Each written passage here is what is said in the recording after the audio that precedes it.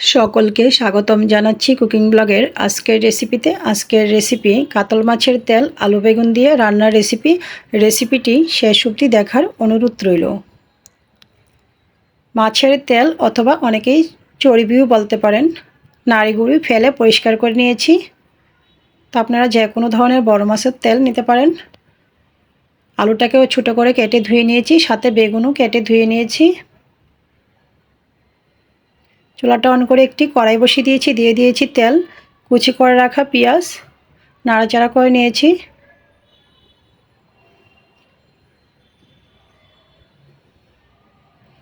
আবারও নাড়াচাড়া করে নিয়েছি। এই পর্যায়ে আমি অ্যাড করে দিয়েছি সামান্য পরিমাণে রসুন বাটা। নাড়াচাড়া করার পর দিয়ে দিয়েছি মাছের তেল, আবারও নাড়াচাড়া করে নিচ্ছি। তো অনেকেই আছেন পেঁয়াজ রসুন খান না, ওনাদের সাথে বলে দিচ্ছি পেঁয়াজ রসুনের পরিবর্তে মেথি ফোড়ন অথবা পাঁচফোড়নে রান্নাটা সেম প্রসেসে করে নিতে পারেন। দিয়ে দিয়েছি স্বাদ মতো লবণ, আলু, পরিমাণ মতো হলুদ গুঁড়া, লঙ্কার গুঁড়া, জিরার গুঁড়া, সামান্য পরিমাণে আদা বাটা। আবার সব কিছু একসাথে নাড়াচাড়া করে কষিয়ে নিচ্ছি। সামান্য পরিমাণে জল দিয়েছি আলুটা বয়েল হওয়ার জন্য। ডাকনাটা দিয়ে দিয়েছি খানিকক্ষণের জন্য। ফিরে আসছি খানিকক্ষণ পর। ডাকনাটা নামিয়ে দিয়ে দিয়েছি স্বাদ মতো কাঁচা লঙ্কা, বেগুন কেটে রাখা। আবারও সব কিছু একসাথে নাড়াচাড়া করে নিচ্ছি।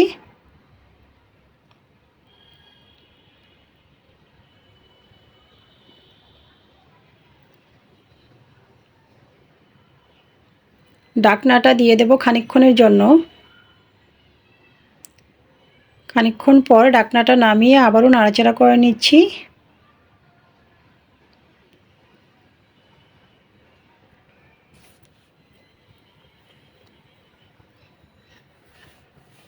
সামান্য পরিমাণে জল দিয়েছি।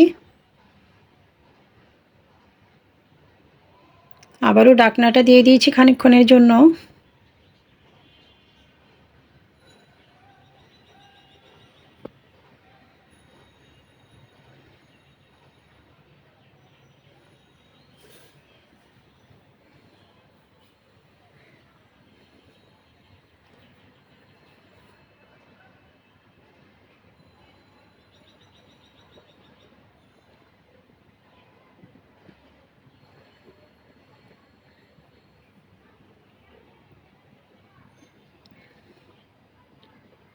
ফিরে আসছি 5 থেকে 6 মিনিট পর। ডাকনাটা নামিয়ে আবারও নাড়াচাড়া করে নিচ্ছি।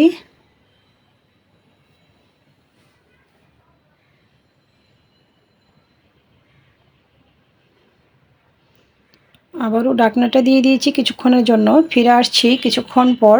ডাকনাটা নামিয়ে নিয়েছি।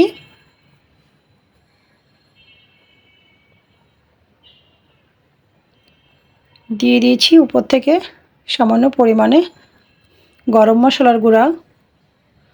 আবারও নাড়াচাড়া করে নিচ্ছি সব কিছু। তো রেডি হয়ে গিয়েছে আমার কাতল মাছের তেল আলু বেগুন দিয়ে রান্নার রেসিপিটি ভালো লাগলে অবশ্যই আমার ফেসবুক পেজটা ফলো এবং ইউটিউব চ্যানেলটা সাবস্ক্রাইব করে সাথেই থাকার অনুরোধ রইল। সকলকে ধন্যবাদ।